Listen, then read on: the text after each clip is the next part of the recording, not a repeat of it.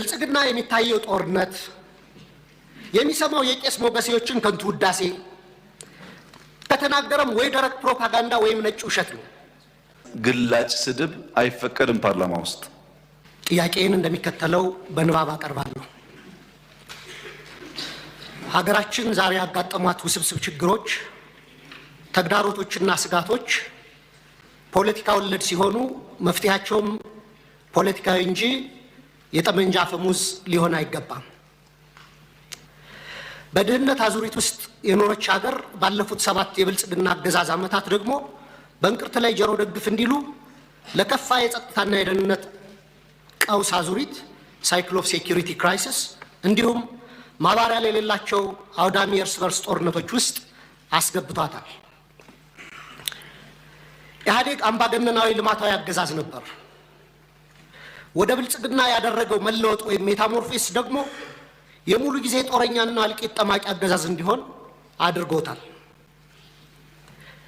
በመደማመጥና ሰጥቶ መቀበል መርህ ላይ ተመስርተን አገራዊ ልዩነቶችን በማጥበብ ሁሉን አካታች ወደሆነ ማህበረሰባዊ መግባባትና ፖለቲካዊ ስምምነት ወይም ፖለቲካል ሴትልመንት ከማምራት ይልቅ ብልጽግና ፓርቲ በሚከተለው ጠቅላይ አገዛዝ ወይም ቶታሊታሪያን ሊደርሺፕ ምክንያት ሰላም ከራቀን ከራረም።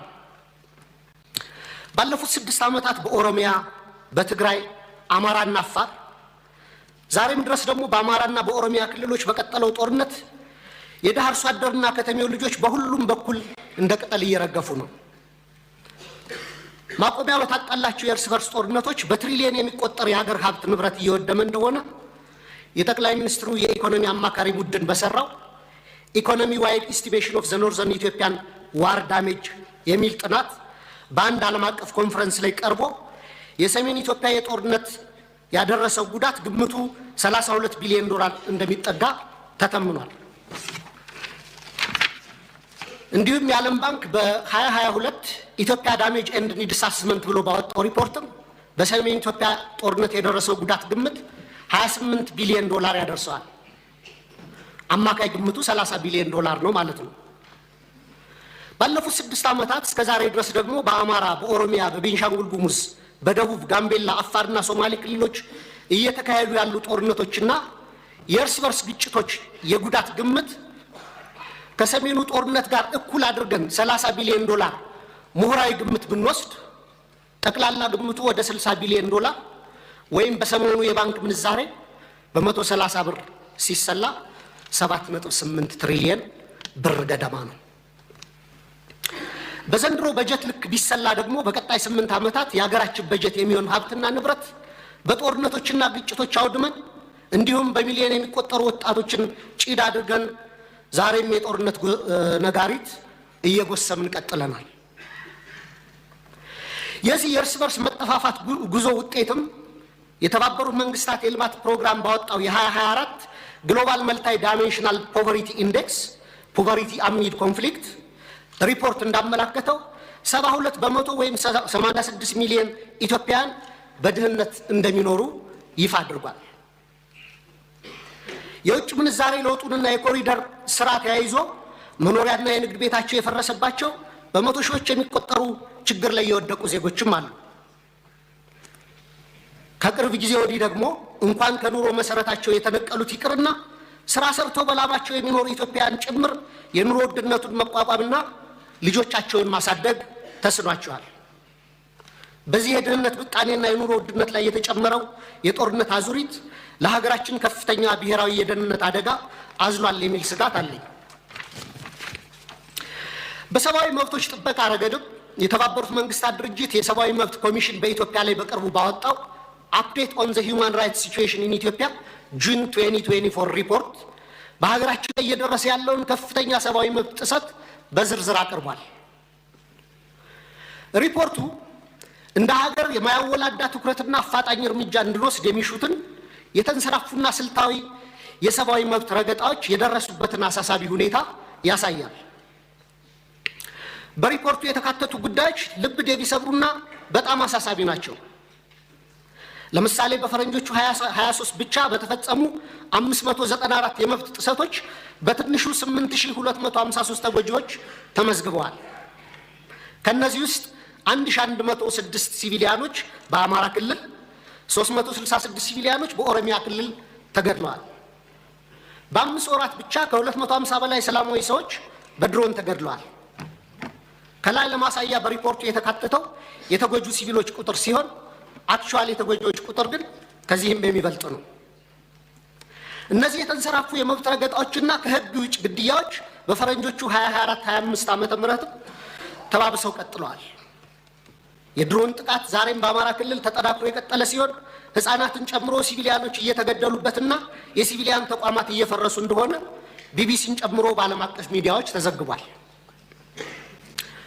በተጨማሪም ሪፖርቱ የዲሞክራሲያዊ ማህበረሰብ አስፈላጊ ምሰሶች በሆኑት ሐሳብን በነጻነት የመግለጽ፣ የመሰብሰብ፣ የመደራጀት መብት ላይ ከፍተኛ ገደቦች መደረጋቸውን በአጽንኦት አመላክቷል። ጋዜጠኞች፣ አክቲቪስቶች እና ሰላማዊ ዜጎች እውነትን የመናገር መብታቸውን በመጠቀም ተጠያቂነት እንዲሰፍን በመጠየቃቸው ብቻ ማስፈራራት፣ እንግልት፣ ስደት፣ እስራት እና አለፍ ሲልም እገታና አስገድዶ መሰወር ይደርስባቸዋል ይላል ሪፖርቱ። ለምሳሌ ያለመከሰስ መብት ያላቸው አማራ የሆነ የፌዴራልና የክልል ህዝብ እንደራሴዎች የሆኑት አቶ ክርስቲያን ታደለ፣ አቶ ዮሐንስ ጓያለው፣ ዶክተር ካሳ ተሻገር ያለመከሰስ መብት ሳይነሳ ተይዘው ለ20 ወራት ታስረው ይገኛሉ። የተቃዋሚ ፓርቲ አመራሮች የሆኑት የአብን ስራ አስፈጻሚ ኮሚቴ አባል ዶክተር ቴዎድሮስ ኃይለማርያም፣ የኢዜማ የቀድሞ ሊቀመንበር ዶክተር ጫኔ ከበደም ከታሰሩ 2 ዓመት ሊሞላቸው ነው። በተመሳሳይ በርካታ የአማራ ጋዜጠኞች እንደ ምሳሌ መስከረም አበራ፣ ገነት አስማማ፣ ጋዜጠኛ ጎበዜ ሲሳይ፣ ጋዜጠኛ አባይ ዘውዱ፣ ጋዜጠኛ ዳዊት በጋሻውና ቴዎድሮስ ንብረት፣ የአማራ ምሁራን የሆኑት ዶክተር ወንዶሰን አሰፋ፣ ረዳት ፕሮፌሰር ሲሳይ ግቸው፣ ፕሮፌሰር ማረጉ ቢበይን፣ ዶክተር ዘሪሁን ባህሪ፣ ዶክተር መሰረት ቀለመወርቅ፣ ዶክተር ገብረአብ አረሙ፣ ረዳት ፕሮፌሰር ዳኛ አበበን የመሳሰሉ ምሁራን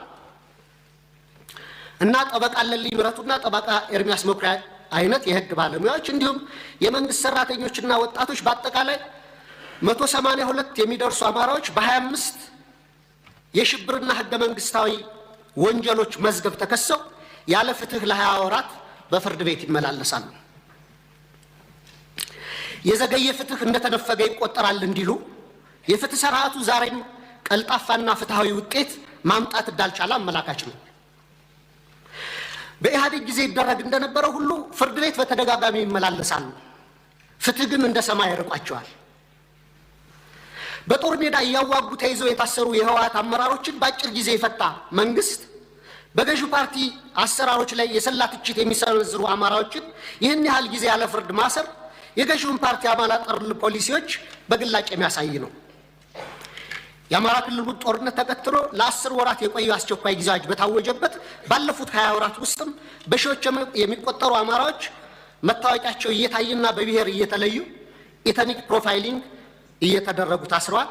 ኢሰብአዊ ለሆኑ አያያዞች መጋለጣቸውንም መንግስታዊ የመብቶች ተቋም ኢሰመቁና ዓለም አቀፍ ድርጅቶች ጭምር ገልጸውታል። የአስቸኳይ ጊዜ አዋጅ ከተጠናቀቀ በኋላ ባለፈው ወር በመዲናችን እስከ ተካሄደው የአፍሪካ መሪዎች ጉባኤ ድረስ የአማራ ልጆች ጅምላ ስር አልቆመም።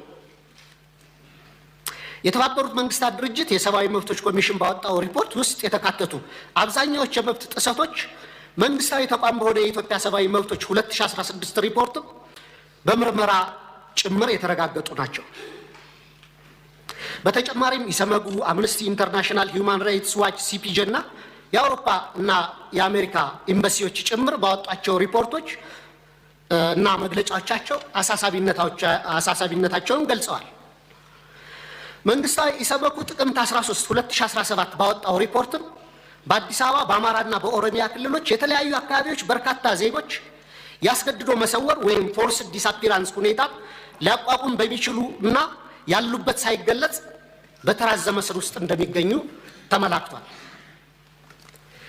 የፖለቲካ ምህዳሩን ስናይ ደግሞ ተዘግቶ ምንም አይነት የተቃውሞ ድምጾች እንዳይሰሙ ከፍተኛ የመብቶች መቃ እየተፈጸመ ሲሆን በብልጽግና የሴፍቲኔት ፓኬጅ ውስጥ ያልተካተቱ ጥቂት የተቃውሞ ድምጾችም ሳፎኬት ተደርገው በደመነፍስ ለመተንፈስ እየተፍጨረጨሩ ነው። እነዚህ ሁሉ ዓለም አቀፍና ሀገር አቀፍ ተቋማት የሀገራችን የሰብአዊ መብት አያያዝ አስስቧቸው ሪፖርታቸውን የሚያወጡት የሚመለከታቸው የመንግስት አካላት ትኩረት አድርገው ችግሮች እንዲፈቱ እንዲያደርጉና መንግስቶም አፋጣኝ እርምጃ ወስዶ እንዲስተካከሉ እንዲሁም ተጠያቂነት እንዲሰፍን ነው። የህዝብ ተወካዮች ምክር ቤትም አንድም ቀን እንኳን ሁኔታውን በተመለከተ በምክር ቤቱ ስብሰባዎች አጀንዳ አድርጎ አለመወያየቱ፣ ሁኔታውን በተመለከተም በአስፈጻሚው ላይ በቂ ክትትልና ቁጥጥር አለማድረጉ፣ በህገ መንግስቱ በተሰጠው ስልጣን መሰረት አንድም የእርምት እርምጃ አለመውሰዱ በታሪክና በትውልድ ፊት ተጠያቂ የሚያደርገው ነው።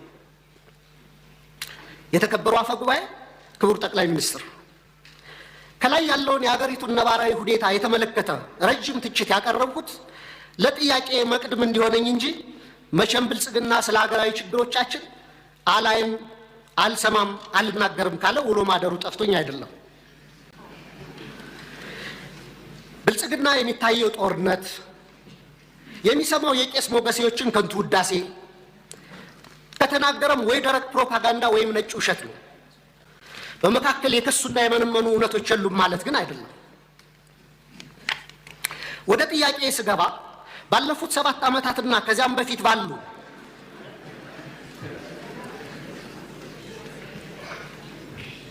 አስርት ዓመታት በኢትዮጵያ ውስጥ በተለይም በአማራ፣ በኦሮሚያ፣ በአፋር፣ በትግራይ፣ በደቡብ፣ በቤንሻንጉል ጉሙዝ፣ በጋምቤላና በሌሎችም አካባቢዎች ለተፈጸሙ ሰፊ የሰብአዊ መብት ጥሰቶች ግሮስ ሂውማን ራይትስ ቫዮሌሽንስ፣ በሰብአዊነት ላይ ለተፈጸሙ ወንጀሎች ክራይም አጌንስት ሂውማኒቲ፣ የጦር ወንጀሎች እንዲሁም የዘር ማሳሳትና የዘር ማጥፋት ወንጀሎች መፈጸማቸውን መንግስቱ እውቅና የማይሰጠውና ኃላፊነት የማይወስደው እንዲሁም ገለልተኛ ዓለም አቀፍ ምርመራዎች እንዲካሄድ የሚደረጉ ጥሪዎችን የሚያጣጥለው ለምንድን ነው? የሽግግር ፍትህ ከመጀመሩ በፊት እነዚህ ወንጀሎች በገለልተኛ ዓለም አቀፍ ተቋማት ተመርምረው የተፈጸሙ ወንጀሎች እንዲለዩ አትሮሲቲ ዲተርሚኔሽን እና በስማቸው እንዲጠሩ መደረግ አለበት። ከዛም ጥፋት ፈጻሚዎችን ለፍርድ ማቅረብና ተጎጂዎችን መካስ ወዘተ የሽግግር ፍትህ ሂደቱ አካል እንዲሆኑ ሊደረግ ይችላል። እንደ ሀገራዊ ምክክር ኮሚሽን አይነት ሂደቶችም የሀገራችንን ችግሮች እንዲፈቱ ከልብ የምንፈልግ ከሆነ በአማራና በኦሮሚያ ክልል እየተካሄዱ ያሉ ጦርነቶች፣ አውዳሚ ወንድማማች ጦርነቶች በአስቸኳይ እንዲቆሙ ሳይለንሲንግ ዘገንስ መደረግ አለበት። የሰሜኑን ጦርነት እንዲቆም ያደረገው ዋነኛው አካል የፌዴራል መንግስቱ ሲሆን አሁንም በተለያዩ የሀገሪቱ አካባቢዎች ያሉ ጦርነቶችን የማስቆም ተቀዳሚ ኃላፊነቱ የሞራልና የታሪክ ተጠየቅም የሚወድቀው በፌዴራል መንግስቱ ላይ ነው። መንግስታዊ ያልሆኑ ተፋላሚዎች ኃላፊነታቸው በሁለተኛ ደረጃ የሚታይ ነው። ዘመናዊ የሀገራችን ታሪክ ብናይ እንኳን ለመቶ ዓመታት የፖለቲካ ችግሮቻችን በጠመንጃ አፈሙዝ ለመፍታት የሄድንበትና ዛሬም የቀጠልንበት መንገድ የዓለም ጭራ የሌሎች ሀገራት መሳቂያና መሳለቂያ ያደረገን ችግር ሲሆን ከዚህ የግጭትና የጦርነት አዙሪት በአስቸኳይ ካልወጣን እንደ ሀገር ለመቀጠል የምንችልበት ምንም ማስተማመኛ የለንም። በዚህ ረገድ መንግስት ዋነኛ ኃላፊነት ይኖርበት እንጂ የአማራ ፋኖ ኃይሎችና የኦሮሞ ነጻነት ሰራዊትም ጦርነቶችን ለማስቆምና የሚታገሉላቸው ዓላማዎች በሰላማዊ መንገድ እንዲመለሱ ማድረግ የሚቻልባቸውን እድሎች ሁሉ አሟጣው እንዲመለከቱ፣ ለሰላም ለሚደረጉ አገራዊም ሆነ ዓለም አቀፋዊ ጥሪዎችና ጥረቶች መሳካትም የድርሻቸውን እንዲወጡ በወከለኝ የባህር ዳር ከተማ ህዝብ በመላ ኢትዮጵያና በራሴ ስም ጥሪ ማቅረብ እፈልጋለሁ። በጣም አመሰግናለሁ። ክቡር ዶክተር ደሳለኝ ሰፋ ያለ የጥያቄ መቅድም ካነበቡልን በኋላ አንድ ጥያቄ ጠይቀዋል። ለዚያ ጥያቄያቸውም ራሳቸው ምላሽ ሰጥተዋል። ጠይቀው ስለመለሱ እንዲሁ ማለፍ ይቻላል። ነገር ግን ለሳቸው ክብር፣ ለዚህ ምክር ቤትም ክብር ሲባል አንዳንዶቹን ነገሮች በግርድፉ አንስቼ አልፋለሁ። አንደኛ፣ ይሄን ጦር ሰባቂ መንግስት በዚህ ልክ ክሪቲሳይዝ ሲያደርጉት ህዝብ እንዳይወጣ፣ እንዳይገባ፣ እንዳይማር፣ እንዳያርስ፣ ማዳበሪያ እንዳይወስድ ያደረገውን ኃይል ምን ነው አላየኸውም አልሰማውም አሉት። በህዝብ መሰብሰቢያ በእርሶ ከተማ ቦምብ ንጹሃን ሰዎች የሚንቀሳቀሱበት ቦታ ላይ የሚያፈነዳን ኃይል ምን ነው ዝም አሉት? ሽማግሌ ላስታርቅ ብሎ ሲሄድ ቄሶች፣ አሮጊቶች በንብርክክ የሚያስኬደውን ከኢትዮጵያ ባህል ውጭ የሚገለውን ኃይል ምን ነው አላቅህም አሉት። ከሁሉ ደግሞ የገረመኝ በእርሶና በእርሶ ፓርቲ ግንባር ቀደም ተዋናይነት የነበረውን የትግራይ ውጊያ ምን ነው የትግራይ ውጊያ ያሉት? አዝማች አልነበሩ እንደ እርሶ? እነዚህ ሳቢዎች የማያውቁት ሀገር ሄዶ ቁርበት አንጥፉልኝ እንዳለው ስጋ በሊታ ያስመስለዋል። ይሄ ተገቢ አይመስለኝም። በእኛ በኩል ያለውን ክሪቲክስ ችግር የለውም እንፈትሸዋለን። እርሶ ግን ትንሽ ሚዛን ቢጠብቁ ጠቃሚ ነበር ብዬ አስባለሁ። ምክንያቱም ለሰላም ምን ያክል ጥሪ እንዳደረግን በዚህ ቤት ጭምር ስለሚያውቁ። ሌላው በጣም የገረመኝ ጉዳይ የእርሶ መንግስት በቄስ ሞገሴዎች ውዳሴ ያሉት እኛ ሰፈር ፊታውራሪ መሸሻ የሉም፣ ቄስ ሞገሴዎች ምን ያደርጋሉ ነው።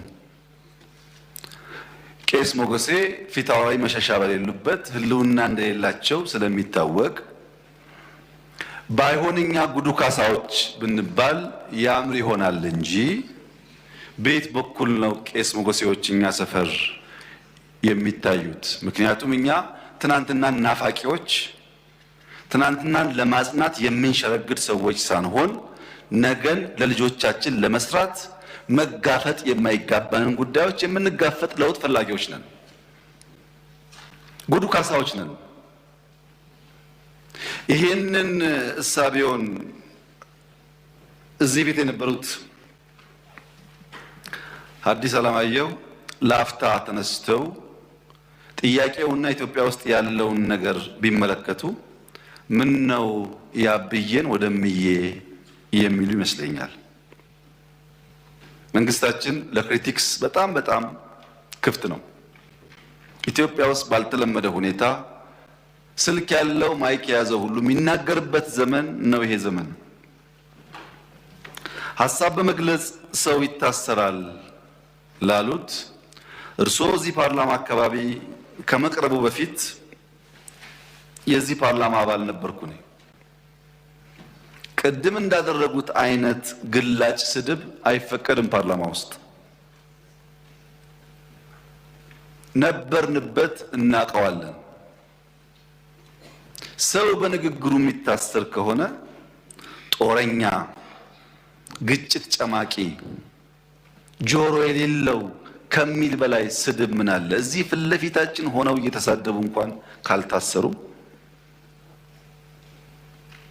ሰው በንግግሩ ብቻ አይታሰርም ማለት ነው። ጦረኛ፣ ግጭት ጨማቂ፣ ጆሮ አልቦች ካሉ በኋላ ልክ እናስገባችኋለን በትጥቅ በ2 ሳምንት 4 ኪሎ እንገባለን ቢጨምሩበት ግን እርሶም አይቀርሉትም ነበር። በመሳደብ አይደለም። ከዚያ አልፎ በኃይል የተመረጠን መንግስት መናት ሲጨመርበት ነው ጸብ የሚመጣው። ዩቱብ ላይ የተናገረ ሁሉ ጋዜጠኛ ሆኖ ጋዜጠኞች ታሰሩ ላሉት እንደዚህ ዘመን መቼም የኢትዮጵያ ሕዝብ ይታዘባል። ከፓርላማም ውጭ ሰው እንዳሻው የሚናገርበት ዘመን፣ ሁሉ ጉዳይ ፖለቲካ የሆነበት ዘመን ያለ አይመስለኝም።